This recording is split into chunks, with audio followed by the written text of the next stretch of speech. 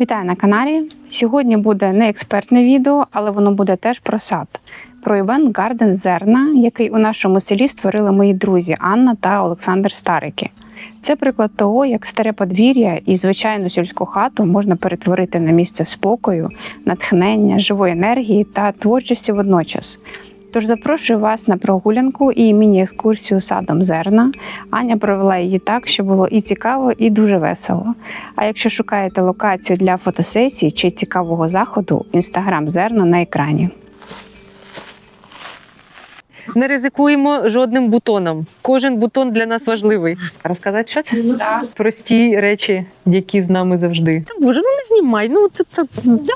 Як це з матеріалу, як це і називає? З лози. Лоза. Я це не вмію так заготовлювати. Оці всі хвильки ми формували не просто так. Садовий OnlyFans. Лайк, комент, підписка. У нас є лавандове поле, і це чудова локація Запруддя. Це сіно. Не очікувала. Рідісочка. Ні, не все так погано, значить, Таня. Не треба, бачиш, перебільшувати. І погнали, давай. Тихо, Релакси. не перерозслабляться. Розказую про цю локацію. Значить, тут 15 соток. Ця локація називається у нас місячний сад. Місячний сад має бути білий або з білими відтінками, максимально світлі кольори, для того, щоб квіти було видно вночі. Коли місяць піднімається, темніє і більше в саду не видно ніяких кольорів, окрім білої. Холодні кольори – це максимально ефектний фон для фотозйомки, тому що ви тоді виглядаєте яскраво. Якщо там поле з соняшниками, то в першу чергу видно соняшники, а потім людину. А тут навпаки, акцент на людину, а не на фон. Минулого року тут взагалі було іще просто ями, корчі і от таке от перекручене. І ми приїхали сюди з фотографом. І якраз от фотограф і розповіла про цю тему, що от найкраще виглядають холодні кольори. І крім того, є секретик для фотозони, що від людини, яку фотографують, до фотографа має бути мінімум 7, а то й 10 метрів. Потрібно обов'язково, щоб була перспектива, щоб був перший план, другий план і перспектива, щоб фото було максимально глибоким. І ми взяли це на замітку, і коли формували ці всі штуки, ми пройшли всю територію і відмітили, де може стояти фотограф, де може стояти людина, щоб туди проглядалося все гарно і щоб ми могли сформувати красивий фон. Проставивши ці всі точки, ми після того почали малювати оці доріжки. І для того, щоб в кожну з цих доріжок було зручно підійти і фотографу, і людині. Ну, ось це, наприклад, місце для фотографа. Оцей пляцок. У холодочку, да? Да, оцей пляцок якраз для фотографа. Ну, ясно, що кожен творець, він обере собі своє місце, але ми про нього подумали, і точно із всіх цих 7 точок, які ми розмітили, хоч один фотограф знайде для себе це місце. І так у нас народилися ці хвилі. Ну і тема місячного саду, зоряного неба. Тут, коли розцвітають конюшина біла на доріжках, це у нас таке алегорія на зоряне небо. Скажіть, будь ласка, коли краще приїжджати, фотографувати саме, щоб застати цю місячну долину? А вона прекрасна в будь-який час. Взимку, звичайно, слабо тут можна щось прочитати, але конюшина зелена залишається, навіть сніг тільки сходить, вона вже зелена. І коли тобі не вистачає цієї зелені взимку, то теж класно. Червень, липень, серпень, вересень, жовтень – це все буде в своїй красі. Ось уже пуп'янки троянд, вже вони ось будуть розпускатися. Я сподіваюся, що через 2 тижні вже все буде в трояндах. Це я так розумію, що найкращі фотосесії будуть ближче до завершення сезону. Коли можна дійсно підходити і друзі. Не просто І вже чекати. не просто фотографуватись, а ще й смакувати зразу. Да.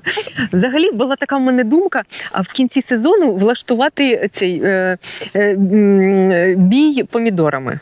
Ну я перша. Ну ти одягаєш свої шерстяні труси і приходиш. Так ти дивися, вже Да. цвіте помідори. І воно дивись. А ти можеш показати, що ми можемо їсти? Петрушку. Петрушку можемо їсти. Ще поки не виросло, трошечки терпіння. Якщо собі так уявити, величезну часничину, якусь тут так поставити, а потім отак взяти і зрізати, то ось це залишиться тут зубчики, а це центральний цей росток. Це у нас називається часниковий сад. Чому він часниковий тут?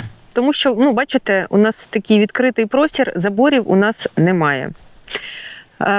І туди йдуть поля, це якраз на краю ділянки.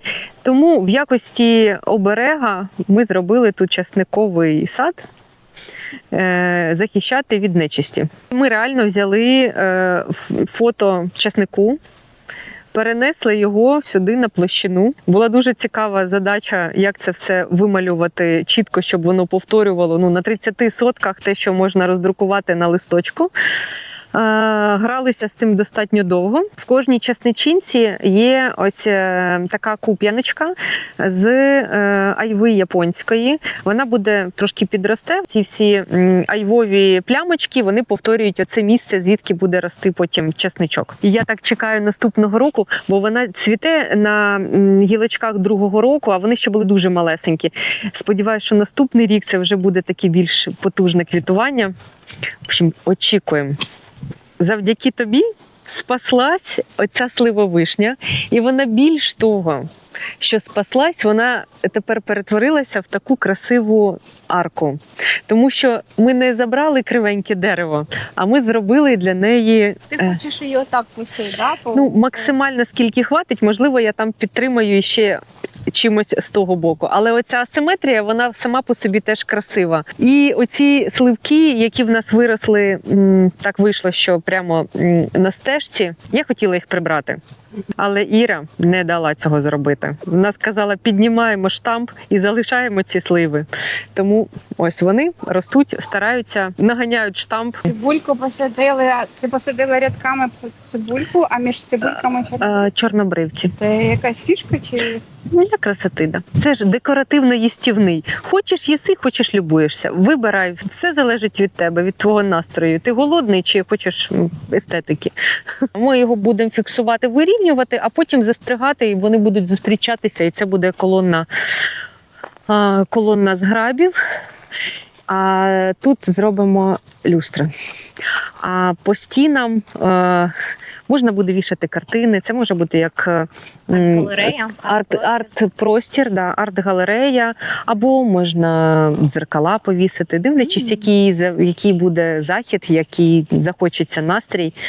А ще тут прикольно, я так розумію, що планується виставляти столи, і це може бути... Може бути, так. Да. Можна як данцпол, можна як банкетна зала. На що вистачить фантазії, ходімте. Покажу спочатку тут.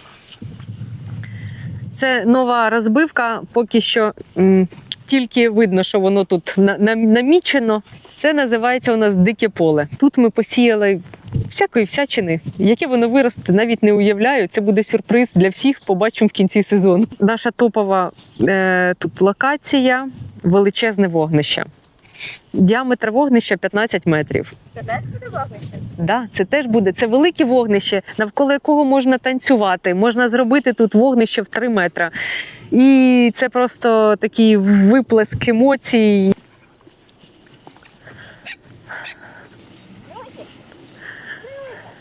Іди сюди. Самі щасливі собаки. Ганяють. Те, що тут насіялось, те тут і росте.